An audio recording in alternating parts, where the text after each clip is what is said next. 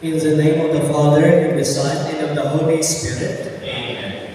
The grace of our Lord Jesus Christ, and the love of God, and the communion of the Holy Spirit be with you all.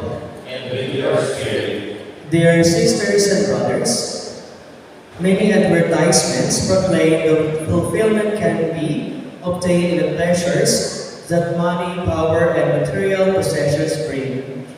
Jesus tells us, however, that true happiness can only come from living the values of God's kingdom that are expressed in the Beatitudes. Happiness belongs to those who rely on the Lord for their strength and protection.